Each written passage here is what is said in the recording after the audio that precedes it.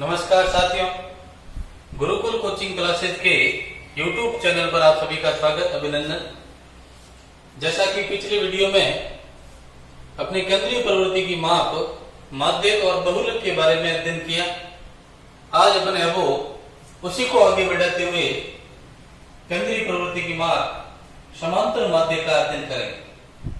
समांतर माध्यक को सिर्फ माध्यक भी कहते हैं। समांतर माध्यक एक्स बार से रिप्रेजेंट किया जाता है। ध्यान रखिएगा, एक होता है आपका माध्य और एक होता है माध्यक। माध्यक ज्ञात करना आपने पहले सीखा है। माध्यक को माध्यिका कहते हैं।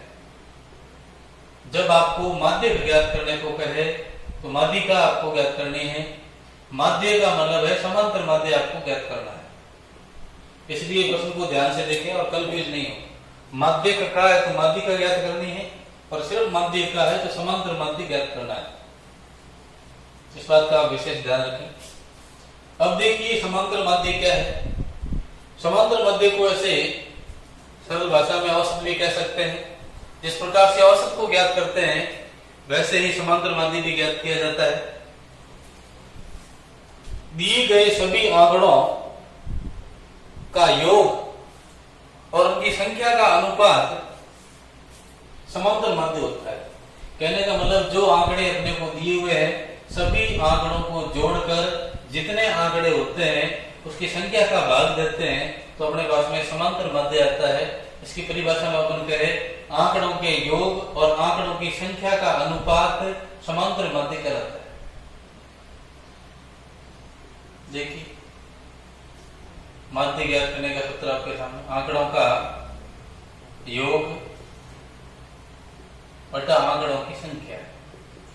आंकड़ों की संख्या, आंकड़ों के योग और आंकड़ों की संख्या के अनुपात को माध्य या समांतर माध्य कहते हैं। अब देखिए माध्य ज्ञात करने की तीन विधियां है वो 10वीं के सिलेबस में है। पहली प्रत्यक्ष विधि, प्रत्यक्ष विधि। दूसरी कल्पित माध्य विधि।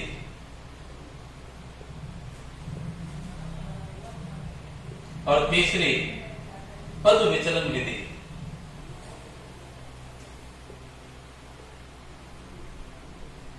तो आज अपन है वो प्रत्यक्ष विधि के बारे में पढ़ेंगे और अगली वीडियो में इन दो विधियों के बारे में और पढ़ेंगे। तो देखिए प्रत्यक्ष विधि से किस प्रकार से समांतर माध्य ज्ञात किया जा सकता है उसके बारे में अपन विस्तृत जानकारी देखते हैं।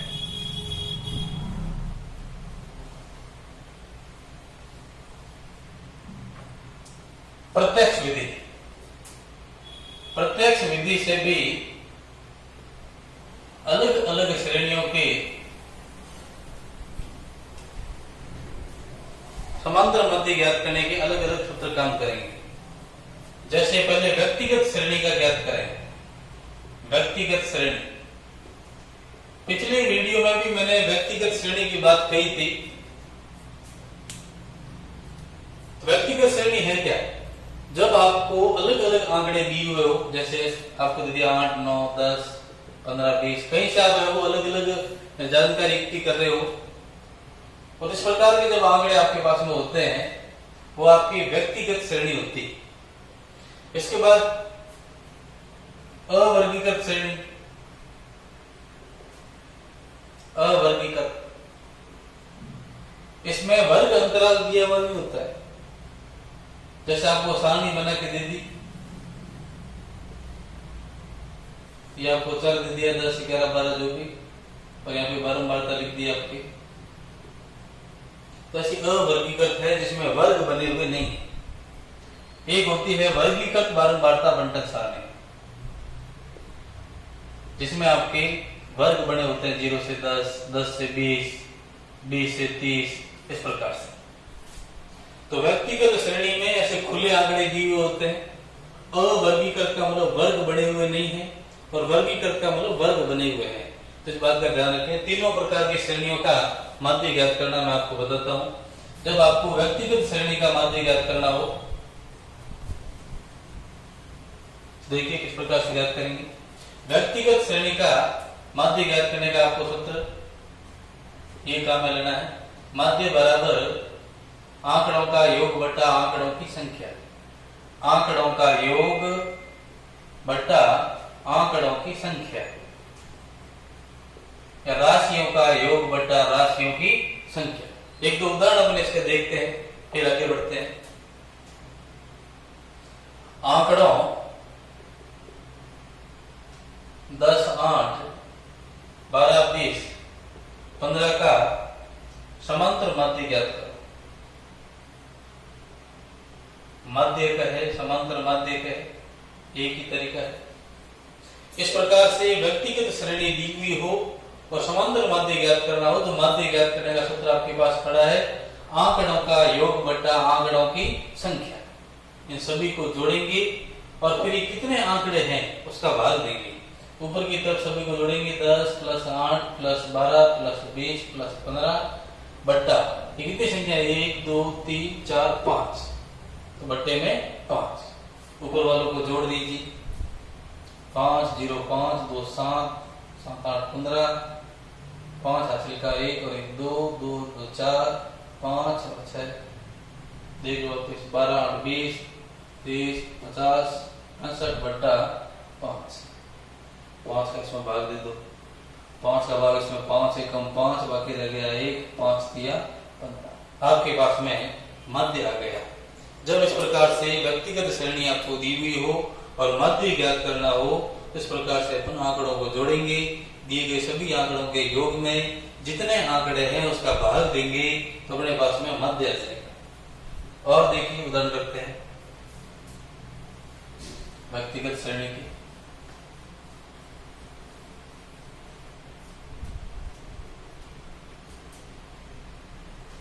प्रथम 10 सम संख्याओं का औसत बताइए या मध्य बताइए। तो इसमें आपको आंकड़े सीधे सीधे नहीं दिख रहे हैं, पर आपको सीधा सा कहा हुआ है कि प्रथम 10 सम संख्याएं लेनी, प्रथम 10 सम संख्या और उनका माध्य ज्ञात करके आपको बताना है। तो सबसे छोटी सम संख्या होती है 2, फिर 4, 6, 8, 10, 12, 14, 16, 18, 20, 10 सम संख्याएं आपको लेनी। तो 10 सम संख्याएं ली, 1, 2, 3, 4, 5, 6, 7, 8, 9, 10 और इनका आपको ज्ञात करना है माध्य। तो माध्य ज्ञात करने का तरीका बताया आपको, आंकड़ों का योग बटा आंकड़ों की संख्या। इन सभी को जोड़ेंगे, 2 + 4 + 6 + 8 + 10 + 12 + 14 + 16 + 18 + 20 बट्टा कितनी संख्या है, यानी आपने 10 संख्या कहा है तो बट्टे में 10 जोड़ी सभी को।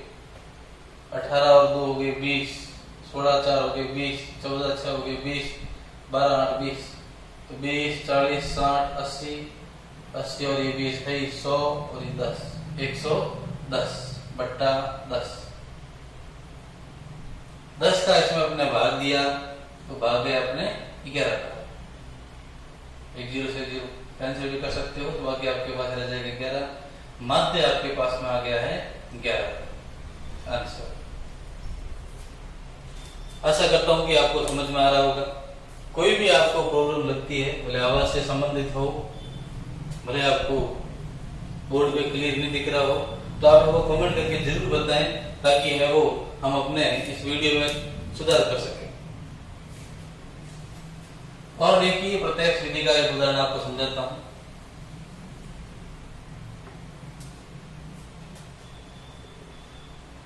आंकड़ों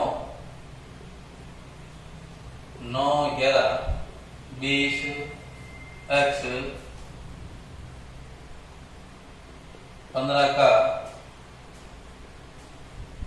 माध्य 30 है। x का मान बताइए, x का मान बताइए। आपको इस प्रकार से आंकड़े दे दिए, आंकड़ों 9, 11, 20, x 15 और आपको कह दिया इसका मध्य है वो 30 है। मध्य आपको दिया हुआ है और आपको है वो x ज्ञात करना। तो माध्य का सूत्र लगाइए एक बार। माध्य ज्ञात करने का सूत्र आंकड़ों का योग बटा आंकड़ों की संख्या। आंकड़ों का योग बटा आंकड़ों की संख्या और सभी के मान रख के सॉल्व करो। माध्य की जगह पर माध्य का मान, माध्य आपको कितना दिया भाई, माध्य दिया हुआ है 30, तो माध्य की जगह पर रख दिया 30। आंकड़ों का योग, इन सभी आंकड़ों को जोड़ना है।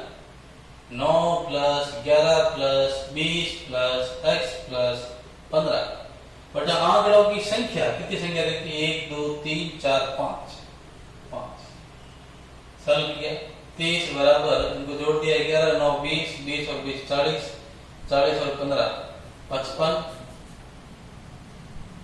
प्लस x बटा 5। सॉल्व कर देते हैं। इसके बटा कुछ नहीं तो एक वज्र गुणा कर लिया मैंने। ऐसी स्थिति में वज्र गुणा, एक का इन दोनों से गुणा किया, एक का 55 से गुणा 55 प्लस x, एक का 55 प्लस x से गुणा किया गया, 5 का 30 से गुणा, 30 गुणा 5। फिर देखिए 55 प्लस x बराबर, इसका गुणा किया 5 का 3 से गुणा 5 किया 15, 150 प्लस के 55 इधर आएंगे तो माइनस के बराबर के दूसरी तरफ जो भी संख्या जाएगी पक्षांतर जब हम करेंगे तो निशान बदल जाते हैं। 55 का मैंने यहाँ से पक्षांतर किया, 55 इधर गए तो माइनस के हो गए और इसमें से 55 घटाए, 10 में से 5 के बाकी रह गए 5 और 14 में से 5 के बाकी रह गए 9। x का मान आपके पास आ गया 55। आशा करता हूं आपको समझ में आया होगा। तो इस प्रकार के सवाल है वो प्रत्यक्ष विधि से संबंधित बनते हैं। और देखिए आगे हम दूसरी विधि पढ़ते हैं। मतलब विधि यही है प्रत्यक्ष विधि। दूसरी श्रेणी का माध्य है वो किस प्रकार से ज्ञात करेंगे।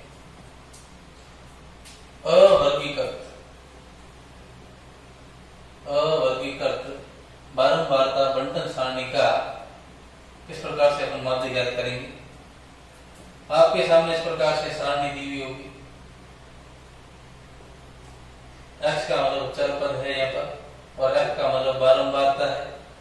बारंबारता का मतलब जो आपके पास आंकड़े हैं, दिए गए आंकड़ों में कौन सा आंकड़ा कितनी बार है।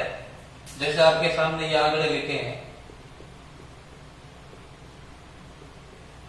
और आपको पूछ रहे यहाँ पे 9 कितनी बार आया, तो आप कहोगे 1 2 3 बार आया 9, तो 9 की बारंबारता है वो 3 होगी। जितनी बार कोई प्रेक्षण आता है, आंकड़ा आता है, वो उसकी बारंबारता है। जैसे आपको पूछ लिया 8 की बारंबारता क्या है, तो आपने देखा 8 एक बार आ रहा है, तो 8 की बारंबारता 1 होगी, तो ये आपकी बारंबारता होगी। चर पद आपको दिए होते हैं, कोई भी है, जैसे किसी के अंक है या फिर कोई संख्या दी हुई हो उससे संबंधित है। जैसे यहाँ पे मान लीजिए चर में 5 6 7 8 9 10 और बारंबारता आपको दे दी 2 3 2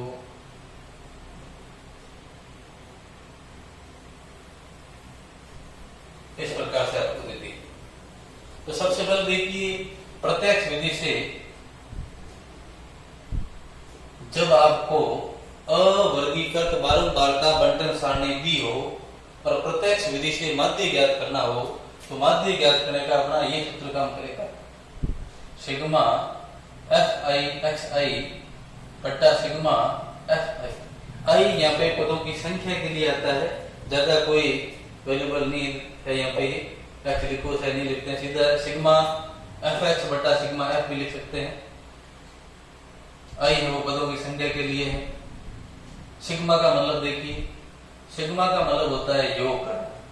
जो भी आंकड़े आपके पास में हैं उनको जोड़ना। जैसे आपको fi xi का योग करने को कह रहा है, fi xi का मतलब f और x का पहले गुणा करेंगे और गुणा करने के बाद जो आपके पास गुणनफल आएगा उस गुणनफल को जोड़ेंगे।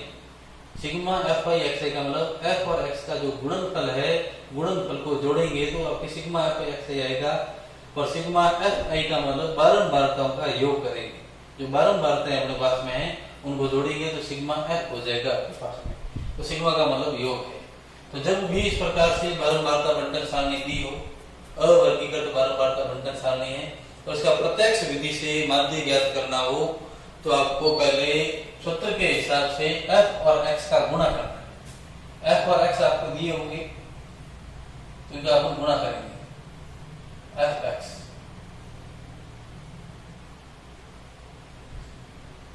गुणा करो f ही x ही, 1 का 5 से गुणा 5, 2 का 6 से गुणा 6 गुणा 12, 3 का 7 से गुणा 7 या 21, 8 का 2 से गुणा 8 गुणा 16, 9 का 2 से गुणा 9 गुणा 18, 10 का 10 से गुणा 100।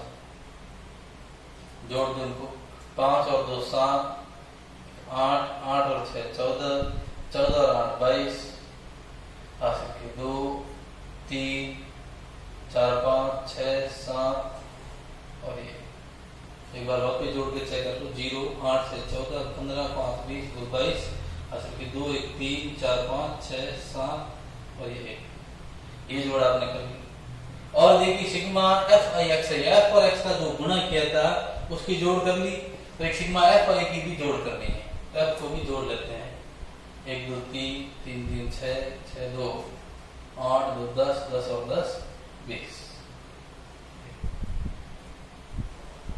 अब यहाँ पे मान रख दीजिए, माध्य बराबर sigma F I X I. F I X I का जो गुणा आपने किया है 172, मैंने 172 गुणनफल का योग, और सिग्मा एफ आई का मतलब बारंबारताओं का जो योग आपने किया है वो आपके पास आ रहा है 20। इसका इसमें भाग 172 में 20 का भाग 20 आटा 160, बाकी रह गए 12 पॉइंट लगाया 0, 20 छगा 120, तो आपके भाग चला गया 8.6 बार, तो आपके पास माध्य आ गया 8.6। समझ में आपको आ रहा होगा ये अवर्गीकृत बारंबारता बंटन सारणी का प्रत्यक्ष विधि से माध्य ज्ञात किया है। और देखिए उदाहरण करते हैं।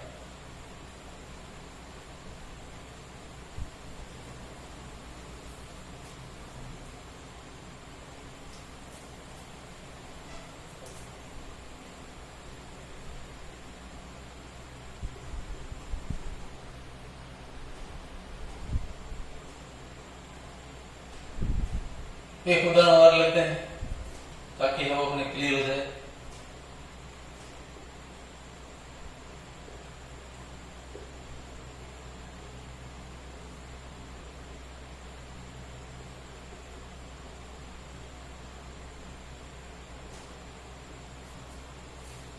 इसका अपन समांतर माध्य ज्ञात करेंगे।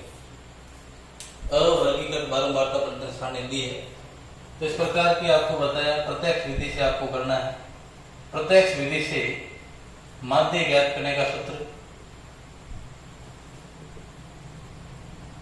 सिग्मा एफ आई एक्स आई बटा सिग्मा एफ आई। तो आपको यहाँ पर एफ और एक्स का गुणा करना है, एफ और एक्स का गुणा करेंगे। एफ ये रहा, एक्स ये रहा, इनका गुणा कर लो, एफ आई एक्स करेंगे। कीजिए गुणा, 10 का 5 से गुणा 10 पंजा 50, इसका ऐसे गुणा 1 0 7 गुणा 14, 1 0 3 3 9 0 8 चौका 32 0 7 पंजा 35। जोड़ दीजिए, योग कर ले, sigma F I X I, F और एक्स की जोड़ कर ले, एफ एक्स जो आपने गुणा किया है उनकी जोड़ लीजिए 0 0 0, 9 का 5 और 4 9 9 और 9 18, 18 2 20, 20 और 5 25, हासिल के 2 1 3 3 3 6 6 3 9। एक बार और भी चेक कर लो, 0 5 2 7 7 9 16 4 20 5 25, हासिल के 2 3 5 3 8 और 1 9। इसको भी जोड़ देते हैं, 7 5 12 3 15, 15 और 8 23 और 7 30, 7 8 15 18 18 और 25 35।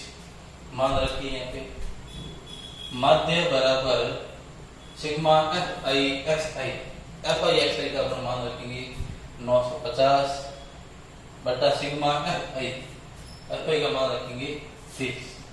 एक जीरो से एक जीरो कैंसिल कर दीजिए, बाकी आपके पास रह गए 95 बटा 3 भाग दिया मैंने 3 तिया 9,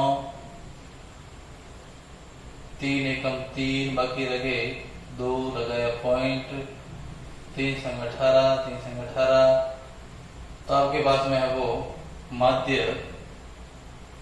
इस प्रकार से 3.31.66 आ रहे हैं आपके पास में। तो आप इसको थोड़ा सा बढ़ा के लिख सकते हो 31.2 अंकों में इसको कन्वर्ट करें तो बाद वाली संख्या 5 से बड़ी हो, ये संख्या 5 या 5 से बड़ी हो तो इसको एक अंक में बढ़ा देते हैं, 6 की जगह 7 कर दिया, पूर्णांकित कर दिया। इस प्रकार से अवर्गीकृत बारंबारता बंटन सारणी का प्रत्यक्ष विधि से माध्य ज्ञात कर सकते हैं। और देखिए वर्गीकृत बारंबारता बंटन सारणी का किस प्रकार से अपन ज्ञात करते हैं।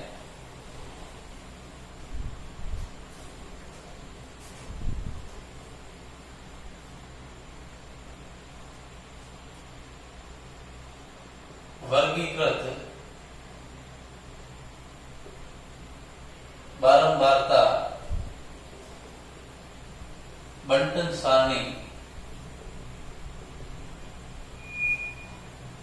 का अपन माध्य ज्ञात करेंगे। वर्ग आपको दिए हुए होंगे और फिर अपन है वो समांतर माध्य ज्ञात करेंगे। 0 से 10, 10 से 20, 20 से 30, 30 से 40, 40 से 50, 10, 12, 8, 6, 4। इस प्रकार से आपको वर्गीकृत बारंबारता बंटन सारणी दी है और आपको प्रत्यक्ष विधि से माध्य ज्ञात करना है। प्रत्यक्ष विधि से माध्य ज्ञात करेंगे और प्रत्यक्ष विधि से माध्य ज्ञात करने का सूत्र आपको बताया, सिग्मा एफ आई एक्स आई बटा सिग्मा एफ आई। एफ का मतलब तो ठीक बारंबारता आपके पास में है पर एक्स नहीं है अपने पास में। यहाँ पे देखिए एक्स क्या है, एक्स है वो मध्यमान है जिसको वर्ग चिन्ह कहते हैं, वर्ग चिन्ह। एक्स है वो मध्यमान या वर्ग चिन्ह है। तो वर्ग चिन्ह किस प्रकार से ज्ञात करेंगे, मध्यमान है वो किस प्रकार से ज्ञात करेंगे। यहाँ पे एक्स ज्ञात करने के लिए जो आपको यहाँ पे वर्ग दिए हुए हैं, जैसे 0 से 10 आपको दिया हुआ है, इधर वाली निम्न सीमा है, इधर वाली उच्च सीमा है। और आपको वर्ग चिन्ह ज्ञात करना हो, मध्यमान ज्ञात करना हो तो हम क्या करेंगे, निम्न सीमा में उच्च सीमा को जोड़ देंगे और फिर इसके योगफल को आधा कर देंगे। कहने का मतलब निम्न सीमा और उच्च सीमा को जोड़कर 2 का भाग देते हैं तो अपने पास में मध्यमान वर्ग चिन्ह x आ जाता है। x ज्ञात करने के लिए, मध्यमान ज्ञात करने के लिए, वर्ग चिन्ह ज्ञात करने के लिए जो वर्ग आपको दिए हुए हैं, इन वर्गों की दोनों सीमाओं को जोड़कर 2 का भाग देंगे। जैसे 0 और 10 हो जाएंगे 10, 10 में 2 का भाग देंगे तो 5 बार, 10 और 20 30, 30 में 2 का भाग देंगे तो 15, 20 और 30 50, 50 में 2 का भाग देंगे तो 25, 30 और 40 70, 70 में हम भाग देंगे तो 2 का भाग 35, 40 50 90 भाग देंगे तो 45। आपको बार बार ऐसे 2 का भाग नहीं लेना हो तो एक बार है वो आप इसको पूरा ध्यान से देख लीजिए। 0 से 10, 10 से 20, 20 से 30, इस प्रकार से जो बारंबारता बंटन सारणी है वो समावेशी है, या फिर इनमें अंतराल है वो बराबर है, सभी में बराबर अंतर दिया हुआ है। बराबर अंतर हो और समावेशी हो तो आप क्या करोगे, इन दोनों सीमाओं को जोड़ दिया, 10 और 0 10, 10 में 2 का भाग दिया 5 है। उसके बाद में देखा सभी में 10 10 का अंतर है। जब सभी में 10 10 का अंतर हो तो पहले मान 5 किया, 5 में 10 जोड़ दी तो ये आपको 15 आ गया, 15 में 10 जोड़े 25, 25 में 10 जोड़े 35, 35 में 10 45। इस प्रकार से आप एक मध्यमान ज्ञात करके फिर जितना अंतर हो उतने उतने इसमें जोड़ते जाइए, आपके पास में एक्स आ जाएगा। सूत्र को आप देखते हो तो सूत्र आपका कह रहा है सिग्मा एफ आई एक्स आई बटा सिग्मा एफ आई, एफ और एक्स का गुणा करेंगे और फिर सिग्मा एफ आई का भाग देंगे। तो एफ आई एक्स आई ज्ञात करते हैं, एफ आई एक्स आई 10 का 5 से गुणा 10 पंजा 50, इसका ऐसे गुणा करेंगे तो 15 का 2 से गुणा 15 गुणा 30 हासिल के 3, 15 के 15 और 3 18, 25 का ऐसे गुणा करेंगे तो 8 पंजा 40 हासिल के 4, 8 गुणा 16 और 4 20, इसका करेंगे तो 6 पंजा 30 हासिल के 3, 6 के 18 और 3 21, इसका करेंगे तो 4 पंजा 20 हासिल के 2 4 16 और 2 18। इस प्रकार से सिग्मा एफ आई एक्स आई ज्ञात कर लिया, एफ और एक्स का गुणा कर लिया। अब आपको वो योग करना है, इनको जोड़ेंगे 6 और 4 10, 10 और 8 18, 18 और 2 20, 0 हासिल के 2 3 4, फिर 10 22 22 38 36 40, इनको जोड़ लो 0 0 0 5 और 8 13, 13 और 1 14, 14 और 8 22 हासिल के 2 3 4 5 6 7 8,